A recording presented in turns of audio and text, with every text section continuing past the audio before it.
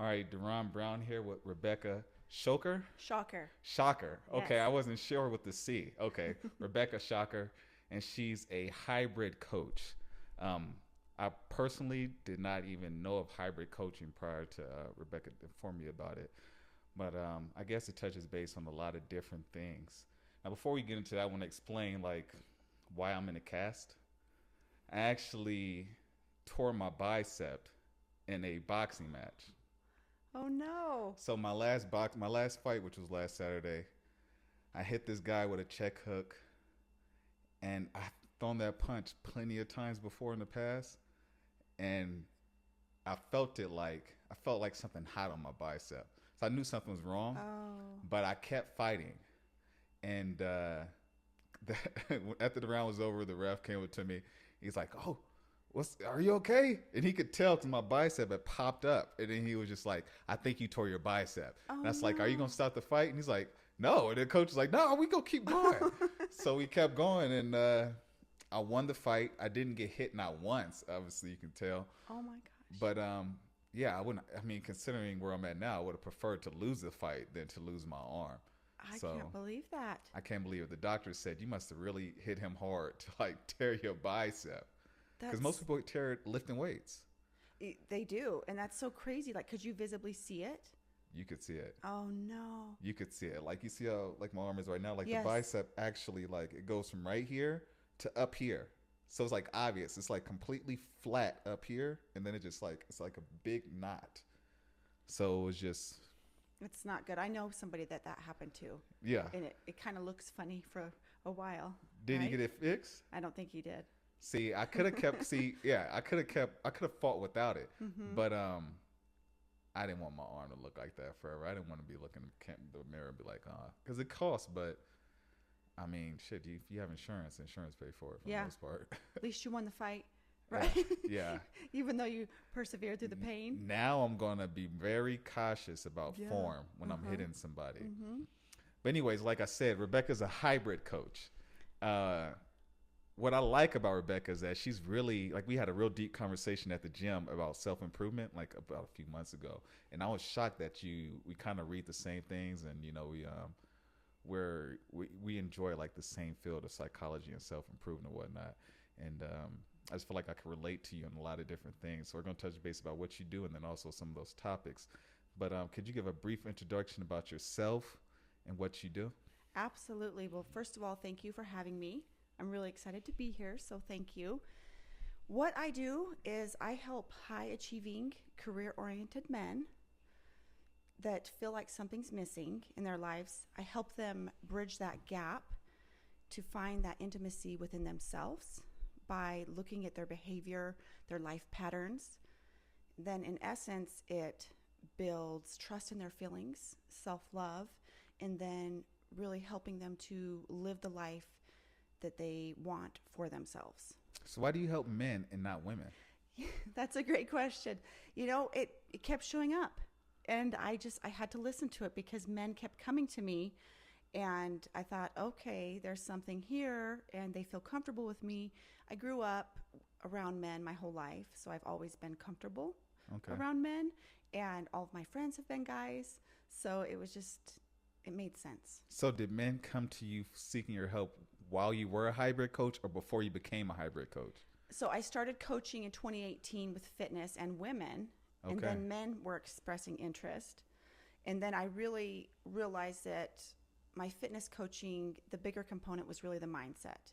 I was much more drawn to mindset and teaching people how to analyze their thoughts. Mm-hmm. And then men started showing up, so I started kind of transitioning towards that direction of just being a mindset coach. Mm-hmm. And the men started coming to me, and like when I would put stuff out on social media as far as marketing, I always had a big draw of men and not women. Okay. And you think So, that's because of how you look? well, I don't know. I don't know. Probably Yeah, maybe yeah. part of it, but I think like I've just heard that like I'm approachable, right? Okay. So I just seem like I'm nice, but I don't know. Okay, and you said you work with like well, first off, do you have a background in psychology? Do you read books and self improvement? Um, like how did you get involved in this Yes. So I do have a degree in social work, social work? and I have been studying psychology and human behavior for 20 plus years. Mm-hmm. I have done a lot of self-improvement, do a lot of reading. I've had some great mentors myself that I've been honored to learn from. So it's a huge fascination of mine. And I feel like I've taken that, my own education, my own life experience, and then just my desire to understand human behavior and the mind. And that's kind of why I created hybrid coaching. Okay. And you work with high achieving men. Yes. So men that have had success, they've had businesses that have made money, or they've, what society deems as success, right? Yes. But maybe they've had marriages, they've had children, they've had the life, right? Uh-huh. But at the end of the day, they feel like they want more or something's missing. Okay. Yeah. What is the commonalities between those men? What do you think is like, from your experience working with these types of men, what is missing? Because as a man, I can kind of relate to a little bit what you're saying, but I would like to hear more before I give my 2 cents. For sure. So I think what I have found, the common denominator is self-love. Mm-hmm. And that's across the board with men and women. Because I have worked with women, and I am working with women as well, but mostly men. And people will come to me, they say that they love themselves, but then as we start doing the work, we realize they don't love themselves enough. And their patterns and their behaviors start to show that. Mm-hmm. And I really feel like once someone knows how to love themselves, they know their self-worth, that they have self-acceptance, like total self-acceptance. And a lot of these people, I have found, they've been living their lives for someone else, or for other reasons other than living their lives for themselves and what they truly want at their heart. Wow, I'm glad you made that point, because there's a book called, what is it called? The Four Agreements. Mm-hmm. Great book. And it was talking about like how society conditions us to basically believe what is right and what is wrong and how we're supposed to be. And you can follow all those steps the right way and have this high achieving type of life. But ultimately, you're not happy because you're not free. You're not free to just be you. And I think in society, as a man, a lot of times you do take on the provider role. So it's not really about you. It's about giving and succeeding and doing this, but you're not really taking care of your spiritual needs, I guess, And that's really what it is that they've, especially in society, that men are taught to provide for your family, go to work, make the money, and be the spouse, be the dad. And it's like, I feel like both men and women wear these masks, right? And we have these different roles. And at the end of the day, we need to ask ourselves, like who is Rebecca? Not the mom Rebecca, not the sister, not the aunt, not the girlfriend or the spouse or what the partner, right? It's like, who is Rebecca? And that's what I try to teach people. It's like, who are you? Like, at your soul level. And I do feel like there's a huge spiritual component to it. It is. I've been reading a lot of books about that just myself, like what feels right to me, what's going to make me happy. I do want to have a family. I do want to go travel. I have things I want to achieve. But I fight. Obviously, I run a business or whatnot. But a lot of it, I do it because I'm just trying to test myself. I'm just trying to see, how far I can take something, what kind of doors open. I enjoy the experiences. I enjoy meeting people like you. So that's really why I do it. It helps me. It helps me expand who I am. I love that, and that's exactly. I was thinking that same thing just today before I came here. I was thinking my whole life has been a series of tests. Like, what can I achieve? What can I do? What am I capable of? Right? Like, I really want to push myself to the next level. And I've been in this space of like trying to expand my consciousness, expand my ability for my brain to absorb like as much information as possible. And I'm just almost giddy over it every single day of like, I can just learn so much. Yeah. Like, I can learn anything I want. And it's just really exciting. And that's why you look so good. I think there's a correlation between how you think and how you look. Like, you can see, like, you can take a look, say, for example, like most people are in their best shape from like at the age of in their teens. But then you can see them 5 years later and then their health deteriorates. And I realize that when you're speaking to an adult, a lot of times the mind and the body have a strong relationship. Like, if somebody's out of shape, I met men that were in great shape, but then a few years out of football, they were like obese. And a lot of it is because of like their mindset and the fact that you've been challenging yourself over, your lifespan. You've not only have you challenged that meant just having that mindset has had an impact on like the way you take care of your body, basically. Yes, absolutely, it does. Your thoughts control every behavior or action, and Mm-hmm. whether you know that consciously or unconsciously, that's kind of in my coaching. We try to shine light on the unconscious mind, so we Okay. can understand ourselves more. Okay, so back to hybrid coaching. Yes. I can't remember what is hybrid coaching exactly? Okay, so hybrid coaching is something I believe that I kind of came up with. I'm sure there's other people that have different forms of it, but for me, hybrid coaching it's a mix of therapy and it's a mix of coaching. Now, I have Okay. found, given my degree, that I do have quite a bit of knowledge in the therapeutic component aspect of it, but there's other pieces that, like if somebody has severe mental illness or something that's just beyond my wheelhouse, I won't work with them because I'm not going to try to do that Mm. if I can't help them. But so hybrid coaching is a mix of therapy, a mix of coaching, and I found that men, because of the stigma in society, which it shouldn't be, but it's still there, that it's a little bit more digestible for men to see a coach than a therapist. So while part of the hybrid coaching is therapy, the other part is we are working on coaching and we're working on goals and moving forward. Okay. Yeah. I didn't ever thought about that, but yeah, men are more likely to seek a coach than they are to seek a therapist. Yes. And a lot of times when you're going to a coach, you're looking for guidance and mentorship. So I guess you Exactly. kind of get that. I guess it's a good gateway to actually reach men. And how did it find you? Sorry about that. Were you about to say something? Oh, no, you're right. It is a good gateway. How did it find me? Yeah, how'd you find hybrid coaching? Like how did it all start? Okay. So I know a lot of my work is like therapy. I do feel like a therapist for the most part when I'm speaking with my clients, Mm-hmm. but I'm not because I'm not licensed as a therapist. So it found me by I just started finessing it and like trying things to see like what made sense and what I was doing with my clients. There became a pattern, right, in every one of them. And I believe like people come to me when they're ready, right? Like we attract what we are, not what we want. Mm-hmm. And so I was attracting a lot of men that had gone through divorce or infidelity, Mm-hmm. and they had just had these struggles, and it kept showing up. And I realized there was a parallel there between all of my clients and myself. While as we may not have had the same experiences, I can understand the feeling because I've been through divorce. Like I've been through struggle and hardship and sharing kids with someone. Like I've been through those things. So I felt like that's kind of how this hybrid coaching came about. So I honestly came up with the word hybrid because, like, if you think of cross pollination between plants, they take a variety of different plants and they put it in one to grow. That's a hybrid, right? Yeah. And honestly, it came from like marijuana. You think of hybrid, like Mm-hmm.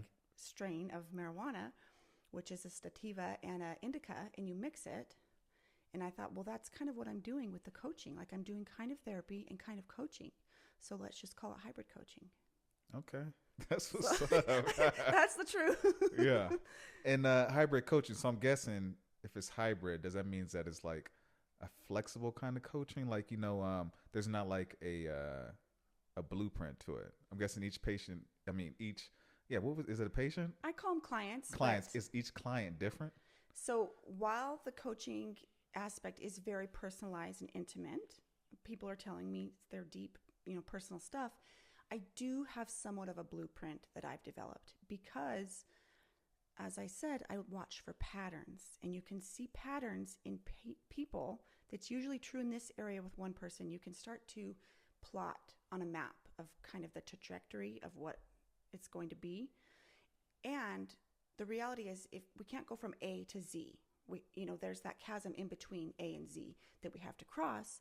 So that's where we have the blueprint. Like I have step by step, actions to actually get them to get to point Z. Okay. You said you worked with divorced men and men that deal with infidelity. Yes. Like, what are the commonalities? Like, what are the issues around that? Why does that happen?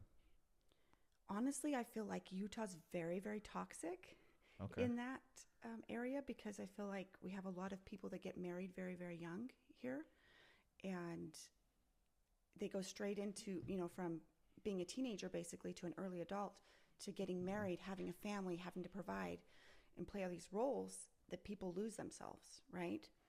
And then that usually results in a lot of couples not having the tools to communicate to their partner, and the ability to process their emotions and their feelings of what's really going on underneath the hood.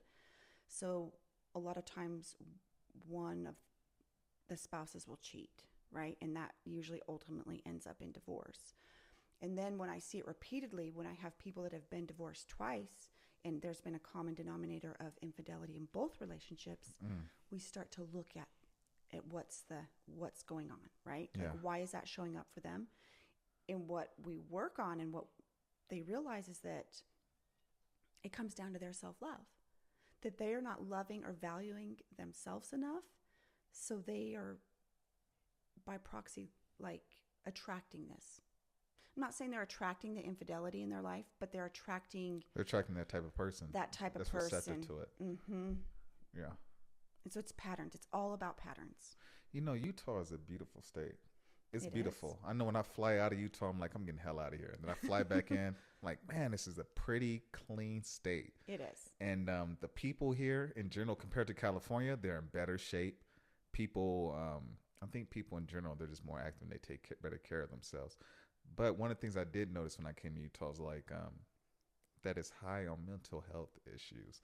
I don't completely understand it, but just listening to you, my guess is that the church, although it has a lot of good things that it brings to the table, but there's like a standard or an expected behavior out of the people. And because people are all kind of like, they're taught that at a young age. I know I've heard people say like their parents wouldn't let them hang out with anybody that wasn't Mormon. So you have to hang out with certain people that are like you, they're thinking like you, or they hold these types of ideals, but those ideals may not be true to you.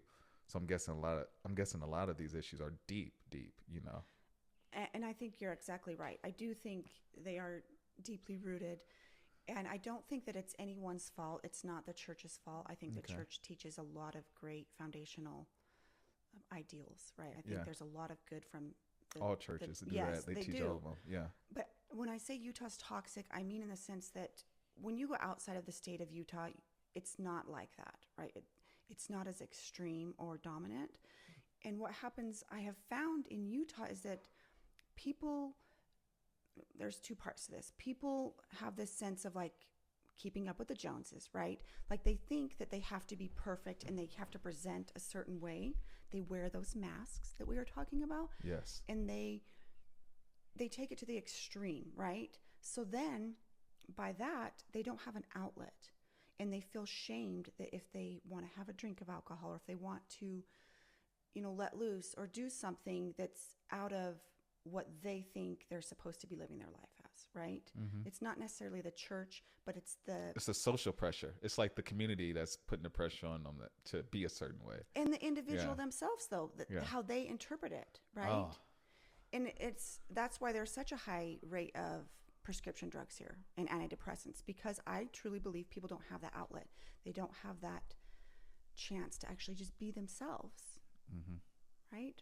Yeah, I'm listening to you. That's what I think. That's my theory. I could be wrong, and I think that's why a lot of people have seen what you've seen. Yeah. And I just, the way you articulate it is kind of new to me. But well, and there's a lot of divorce too, because I mean, even the same, I can say for myself, like I had a child when I was 21.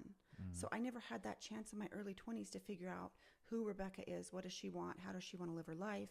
I just kind of went through the motions of like, oh, this is what you're supposed to do, and this is how it's supposed to be. Like I played that role too. Then finally, when I went through my divorce over 5 years ago, I felt like I woke up.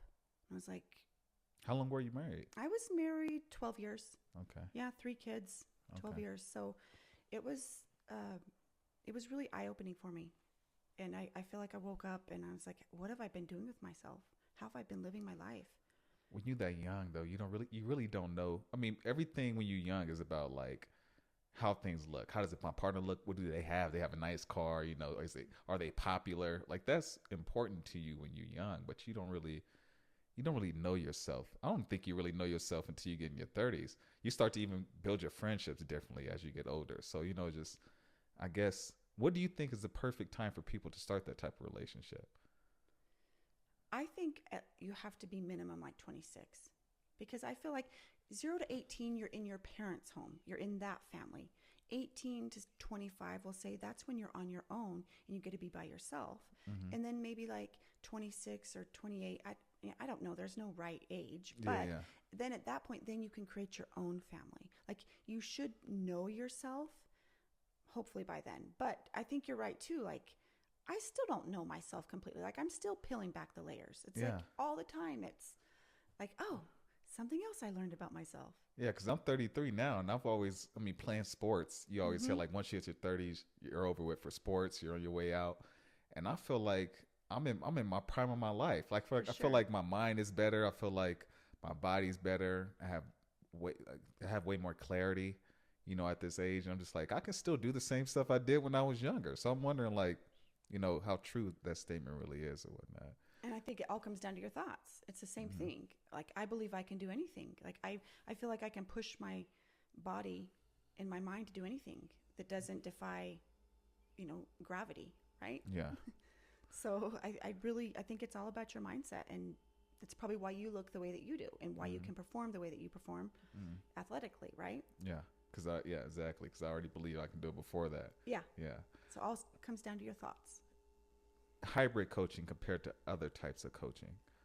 Why do you think hybrid coaching is needed in society today? And why do you prefer hybrid over other types of forms of coaching? Well, for me personally, I've had a number of coaches and I never had that intimate one-on-one experience.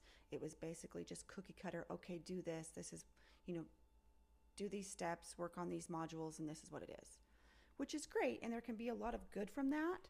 But at the same time, it never really helped me analyze like what I really needed for Rebecca.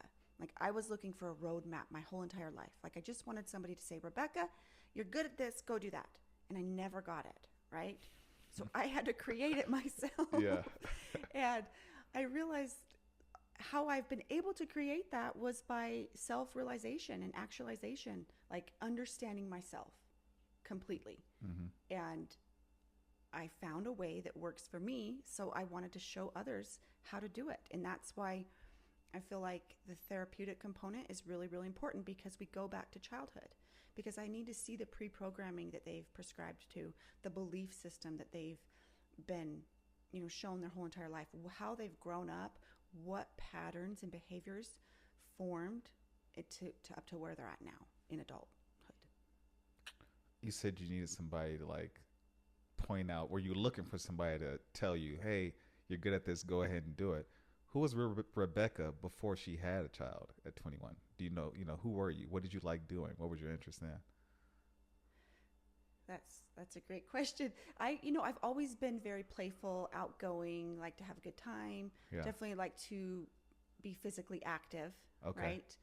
I also just went with the crowd though. I kind of always lost my identity when I got into a relationship. And I was in a relationship in high school and when I was young up until I had my child. Yeah. And I really didn't have an identity. I just did No hobbies? You weren't an athlete or anything like that? I skateboarded, went to punk rock concerts. Oh, wow. You're like that Avril Lavigne. That's before. Yeah, I mean, I still skate a little bit, but yeah. That's what's up. Okay. I'm a punk rocker at heart. And since you found yourself, what is it that you love doing now? I mean, honestly, I still love working out. Like that's my form of therapy for me is to move my body, boost those endorphins. Okay. I love to practice good self-care and I'm in my head a lot. I'm with my thoughts and I have a lot of thoughts. So I try to get out of my head, but I'm also fascinated with learning and like research and understanding. Yeah. I kind of geek out on that. Yeah. But I just want to know. I want to know more so I can share more with people. I remember our last conversation, we were talking about The Power of Now by Eckhart Tolle and whatnot. And Yeah, I love the example that he gives in one of those. He was talking about a person on the bus talking to themselves, and he was like, "This person is crazy," but then he realized over time that he does the same thing. He has a voice in his head, and he's having a conversation. He's like, "Whoa, I'm just as crazy as that person." It's kind of, I guess, I guess sometimes analyzing your thoughts can be good if there's like a purpose to it, but a lot of times our thoughts can go run crazy and rampant or whatnot. I mean, what type of things have you done to actually calm that voice in your head? That's awesome question. So yes, I believe we all have the power to change our thoughts, right? Yeah. It's pretty trendy right now to talk about a positive mental attitude. Mm-hmm. Everyone's trying to push that and positive thinking. And it's like, that's great to have positive thinking, but unless you really feel positive, it's not really going to make a difference. And it's the same thing with like your muscles, your biceps at the gym or any muscle. Like you Yeah. have to work it over and over again. That's the same with your thoughts in your brain. You have to repeatedly guide it each time that you have a negative thought. Like I've come up with this, I guess, a guide. Yeah. So like when you have a negative thought, like the very first thing as far as like starting to understand your thoughts, you have to observe your thoughts. So we don't judge our thoughts. We don't put any meaning to them, but we observe them first thing in the morning. What's running through our head, right? And if it's negative, my plan is you stop. So you observe the thought, you stop the thought, and then you swap it. So you swap it for something that you want to think about. Because if we really can think about whatever we want, like why wouldn't we think about positive things? Like, like why wouldn't we think about the amazing, wonderful life that we could create? But by default, humans are hardwired to think negatively. Yeah. Out of fear, out of protection, right? Yeah. I think there's a book called Outwitting the Devil by I think it's Napoleon Hill. And then one of the things he mentions in that book is that he mentions hypnotic rhythm. And he says that people have a rhythm to which they think. Like you can count like the number of negative thoughts you have are going to be similar across days, a number of days. And same thing for positive thoughts. He says we have a rhythm to the way we think. And some other books they use like the pendulum, like you swing between moods and thoughts at a rhythm. But like you said, the first thing that you have to do is to observe that that's happening. For me, I noticed that when I would be on social media or if I was watching the news and it was something negative, I would have negative thoughts about other things throughout the day.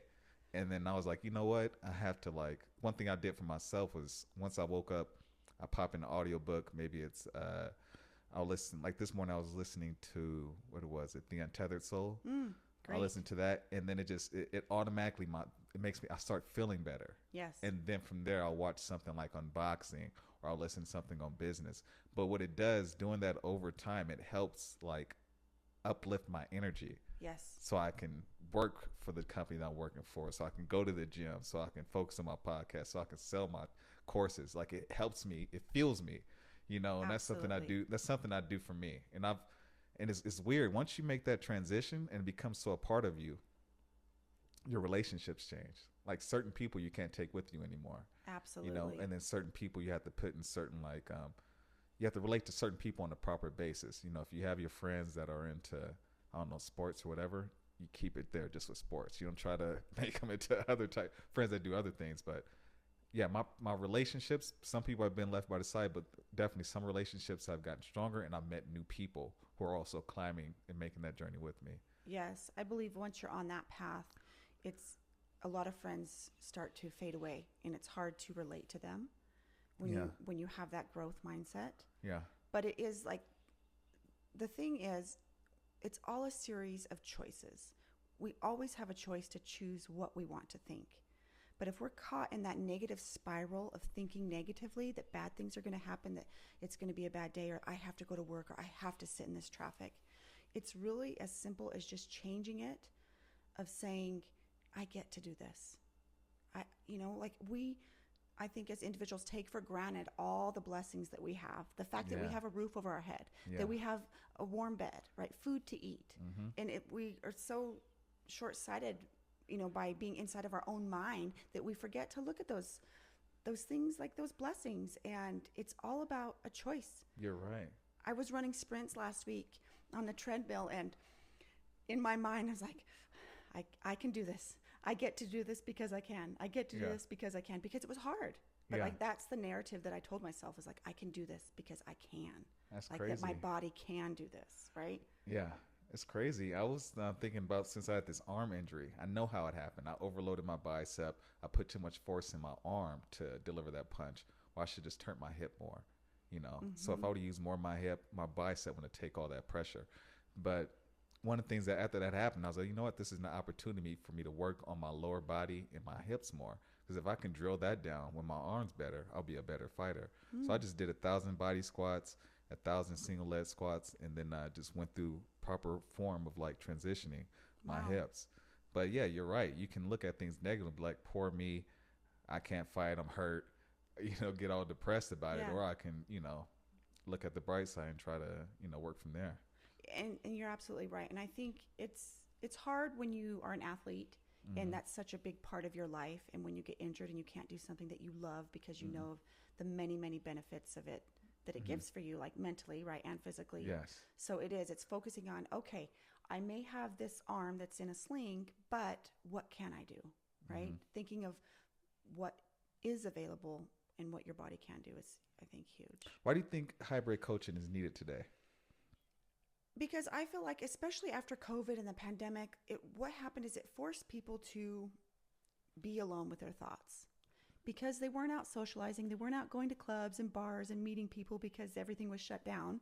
So people were left to their own devices of being alone, right? Or being inside. So with that happening, people had to be with their thoughts. And I think what they realized with their thoughts is all this stuff that they've been doing, living their life, was all a distraction, right? Everything in the external world was created to distract them, to keep them from feeling and thinking about what's really going on. Because I see so many people across the board that are miserable. They're just not happy, but they don't know why, and they don't know how to get out of that cycle. So I think hybrid coaching is necessary because we shine a light on what's really going on. And there's no judgment from me. Like, I am not one to judge anyone for anyone's experience. And it's when they can uncover the truths within themselves, that's when I feel like it's a win. Because it's not about me or what I'm telling or the advice I'm offering. It's when they figure it out themselves. It's building that trust. And it's really getting to know yourself. People are so afraid to want to look at themselves closely because it's painful. There's some things that maybe they don't feel good about. And so as a society, we're taught to push it away, ignore it, distract, don't feel it, numb, right? Yeah. And it's like the closer we step to the truth of who we are and we allow ourselves to be that person and be okay with it, and to realize that we're loved no matter what, and we're worthy just because we are by being born, it allows people that space to start creating and living their life the way that they're meant to live it, in their heart, in their soul, not for someone else. You know, one of the things I noticed, I came from a low-income community, and in a low-income community, you have more threats to your life. You have the physical, like, danger and whatnot. But one of the things that I noticed with people is that they're more free with their words. They would say what they want to say, they call it how it is, and you knew where people stood with you. And people were more transparent in that way. But as I've climbed and, you know, I've found my successes and whatnot, I've been around people who are also successful, like you stated, but then they don't feel like they can say certain things or do certain things because of those social expectations. And it's kind of I think a lot of like that sickness, not knowing what's wrong, is because a lot of times there are people who just aren't free to be, you know, or they don't believe they are free to be.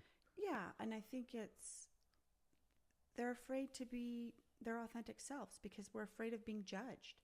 And I always tell my clients, like, you have to be okay being misunderstood. Not being liked. Yeah, and you know why that's okay? Because when you understand yourself and you know who you are, and we do that through character building with the coaching, that we set that compass and we start to look for evidence from their past and their behaviors, that we set the compass and they have this internal compass that they know once it's set, no matter what comes their way, it's not going to knock them off, right? That they because they know who they are. So people can say things, people can do things. Yeah, it might be a little speed bump in the road, but then we know how to get back to, recalibrate. Okay. Say that you're coaching me. Like, what should I expect during one of your sessions? Yeah, so that's what happens usually. We meet in my office or over Zoom, depending on wherever the client's at. And the first couple of sessions, I'll do a lot of questions. We'll do some digging into the past so I can establish a baseline to see where they're at. And then from there, while we're like when they come to you, do they just start telling you what their problem is? Like, usually, how does it start? Like, when the person contacts you? Okay, so I always do a complimentary 15-minute call because I need to see if they are a good fit, because in all transparency, I don't work with everyone. Because as I said, some people are out of my wheelhouse and some people are just wasting my time, right? Yeah. Like I'm doing this to be serious, not to just have a conversation with someone. Okay. So I ask a few questions. I always tell them it feels like an interrogation, but it's not.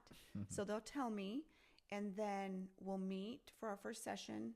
And I always say it like this, like, if people want to become their best version, before we can get to the best version, we have to uncover the worst version.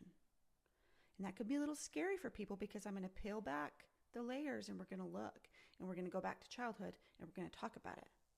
And I'm going to pull up those pain bodies because I need to understand. Like, so I'm going to dig, right? And we do that through a series of questions. So we get to the root cause of what's going on, what behaviors have been formed. And then at the same time, I'm planting seeds. I'm planting seeds at them and getting them to think. So we're slowly doing some rewiring of their thoughts by planting new seeds, new questions, to getting them to think differently. Okay. And then how about the cost? You said that you get people who waste their time. And just me, for somebody who sells courses, I noticed that when my cost was cheaper, I had more of a lower quality student.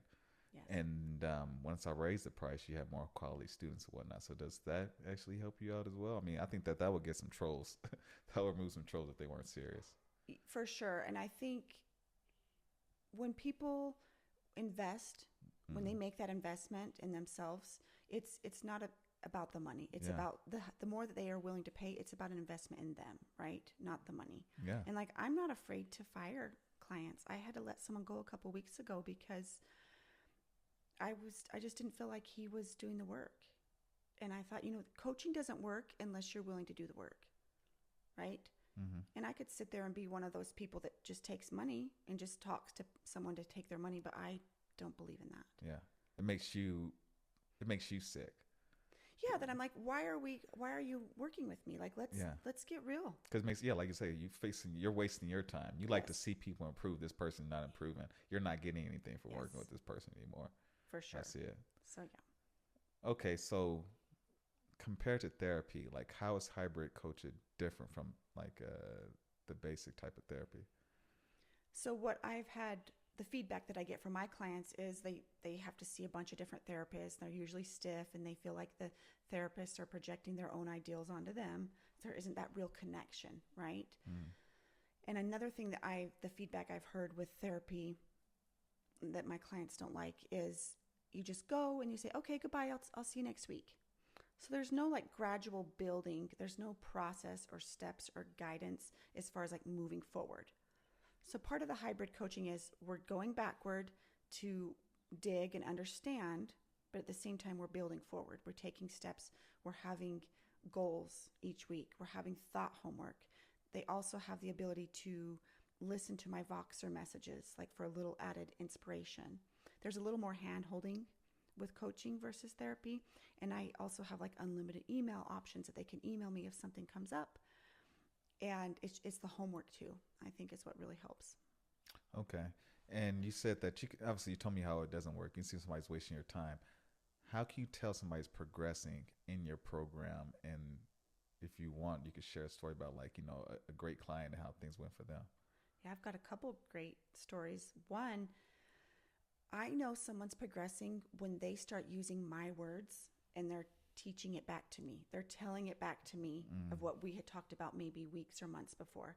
So then I know, they're getting it. Because if you remember what I said, when they uncover those truths for themselves, it resonates much more versus me telling you, Darren, you need to do this and your life will be great. Like if you don't really feel that and you don't discover that for yourself, it's not really going to mean anything and it's probably not going to stick, right? So when they uncover those truths for themselves and they're reiterating the words back to me, I know that they're improving. And two, one of my biggest goals, like what I want to achieve is my goal is to get people off antidepressants and anti-anxiety meds. Do you believe in them? I don't believe in them. I've never taken them. And I know people need them, and I've worked with adults with severe mental illness, and they're needed in certain cases. But I think this overall umbrella of doctors prescribing them, it's a Band-Aid. It doesn't cure it. Yeah. And I want to show people you can change the way you feel by changing your thoughts. And I've had a client that had come to me, and he had been suicidal, like really did not want to live. And he was taking anti-anxieties medication, and now I want to say for about 2 months he hasn't taken anything. He's been off of them, and he feels really, really good. Have you heard of the book called No More Mr. Nice Guy? I've heard of it, but I haven't read it. I think it's worth at least listening to if you have the time. The reason being because he was a psychologist and he used to do these he worked with men, and it was like men who just had like weird issues, but he saw the commonality between all these men. And he called it like the nice guy syndrome. But what I like about the book is he goes through the stories of each one of these men, what they're dealing with, and then how they're creating the situation how they're creating their life unconsciously, and the things that they were doing, and then how they improved, made those changes. I think based on what you're saying, I think you could do something strong, similar to that. Do you have any kind of like plans for a book in the future? I do have plans for a book. I actually am developing a course, and it's been my nemesis for 3+ years. I've been trying to do this course. And I think why it's been so hard is because what I'm trying to teach, like because it is so personal, it's hard to put it into a course because a lot of it's very intimate. But a book, definitely, I will have a book and a course. I have a guidebook that I'm working on as well. And I think you're absolutely right with we unconsciously attract the things because we may consciously know something, right? We can know that that's bad for us, but then we still go towards it or we still do it. So my job, I feel like, is to shine the light on people to bridge the gap between their conscious mind and their unconscious mind, because our unconscious mind controls our life. And if you don't know what your unconscious mind is telling you, you will create this life and this dis-ease, right? And this disconnect within yourself if it's not what you are doing externally. So we have to match it, the conscious mind and the unconscious mind. No, you're right. I've heard people say plenty of times, I don't know how I got here, but it's because of the unconscious mind. After one of your sessions, you said that usually what standard therapy is like, hey, it was good seeing you. I'll see you next week or whatnot. Between your first visit and next visit, what are the things that you advise your clients to do? One of the biggest things, especially in the beginning, or if they're ever feeling super anxious or having a lot of mind drama, it's journaling. I always encourage journaling, that pen to paper. It's very, very powerful. Also, too, I don't like my clients to go back and reread it. Like, just write. It's an unconscious stream of journaling to process your feelings, to process your emotions. So that's a really big one. Also, too, we have to start with our thoughts, observing our thoughts, and then practicing being mindful and intentional. And when you start having those 3 down, you start to really change your life and create the life that you really want. But it starts with intention. It's crazy how writing does that, because it makes you organize your thoughts. When Yes. you're putting, even journaling, you're putting something down, and it's like in your mind is static. It's going all over the place. When you're actually writing something, you have to focus and you have to like really tell the story as it is, or the best way that you can articulate it. At least organize those words down or whatnot. I've noticed that because I used to write for a blog. I wrote like 90 articles, and then I've written courses or whatnot. But yeah, I noticed that when I'm writing, it's like, even when I'm reading, as opposed to listening to a book, it's like you're like zone focused, just like I would be in a fight. Yes. So it's cool that writing does something like that. Yeah, it's powerful. Yeah. As opposed to working with other coaches, why would somebody work with you? Like, why are you the go-to? That's a good question. I think at least the feedback that I hear is it's just a safe space with me. And what my clients tell me, they like that I'm not non-judgmental, that I have life experience. I'm not just this new age 20 something saying I'm a life coach. Like, I don't like the term life coach, because who am I to tell you how to live your life, Yeah. right? I just believe that we show by example. Not, I don't just Yeah. talk the talk, I walk the walk, and I really try to do that. And I feel like by me doing that, by me being my authentic true self, which I can be a bit of a goofball, but like, I own it. And I feel like by me being that person, it allows others to step into that person for themselves. I see what you're saying. Like, So, yeah, as you were talking, I was thinking about the times that I felt that way, empowered. But it's so crazy how you're yourself when you're young, when you're really young, and then you go through society and you go through school and all this stuff. They teach you how you're supposed to be, and you kind of lose who you are. You know, I would feel. I mean, I just remember going on runs, and then I would just imagine my younger self was there, because I remember my younger self just felt stronger, even though they had less. And I would just imagine my younger self was coaching me, like, keep pushing, keep doing this or whatnot. But I think I don't have that anymore. But I think it's tied to kind of what you're talking about right now. I love that. Yeah, I used to do that for years consciously. Like, when I would get tired, I would imagine like a younger me, like, talking to me the way I used to talk when I was younger, and just the mindset. It was just strong. Yeah. And I feel like that's, to me, like, I try to be very youthful and kid-like, because that spirit is young, and I want to keep that same spirit, those same joys that I had as a kid. I still have them. I'm still drawn to those same things, and it makes me happy, and I'm like, that's who I am. So I'm okay being that person, because I know who I am.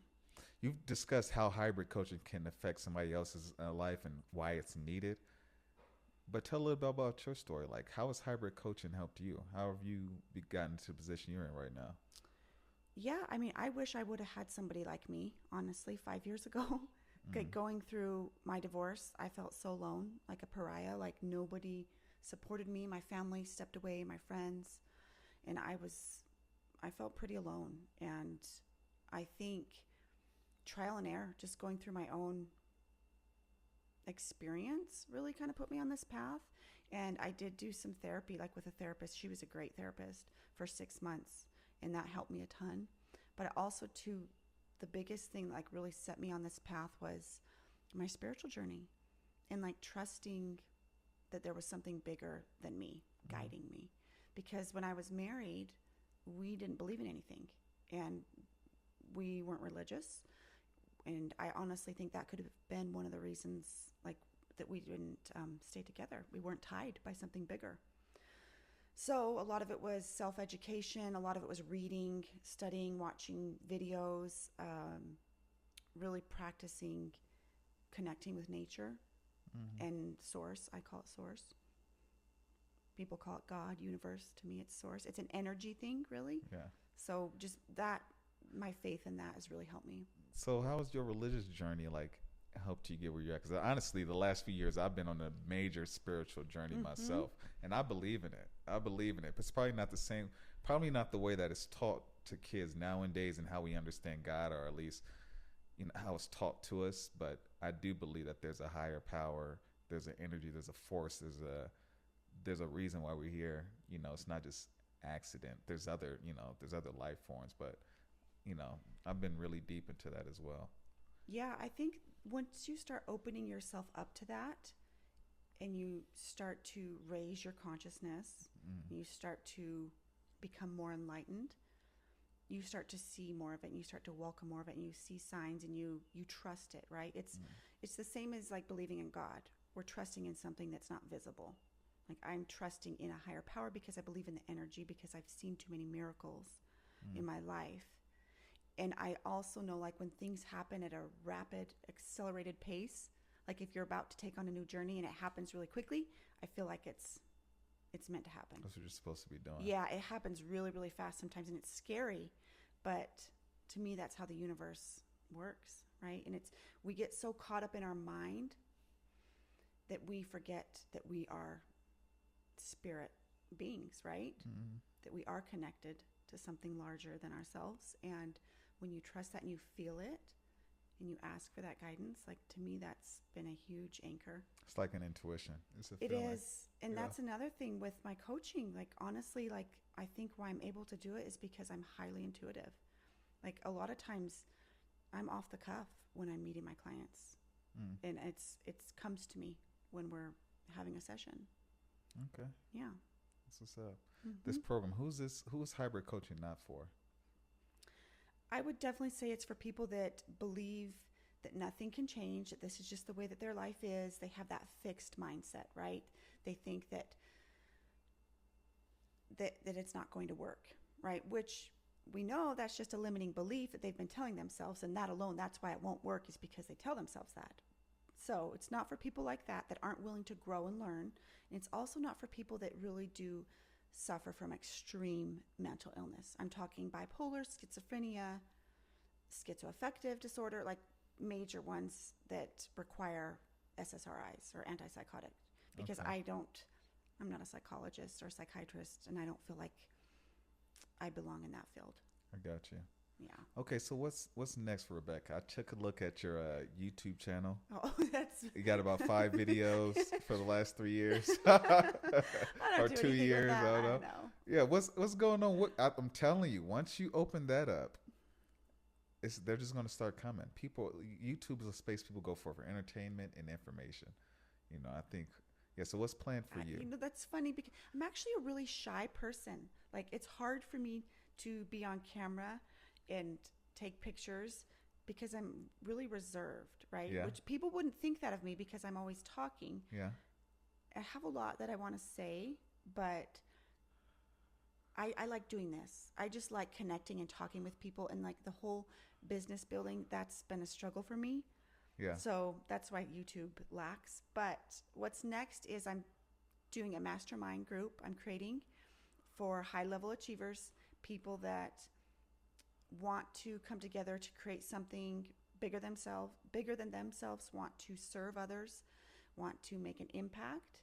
And it's not going to be your typical BNI networking group. It's going to be actual true meeting of the minds, that we're all on the same level, that we want to do some really great things. So I'm creating that, hoping to launch May 2nd. And then I'm creating the course.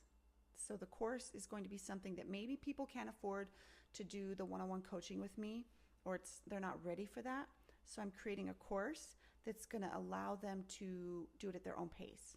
So it's not going to be as intimate, and you're not going to get the full, attention of Rebecca, but you're going to get a lot of tools, a lot of guidance, a lot of step-by-step actions that will definitely help with changing that mindset. You said this is going to be May 2nd. May 2nd is the group. May 2nd is the group. Yes. The group, because I remember you telling me about a program you're starting. That's the program, right? The camp?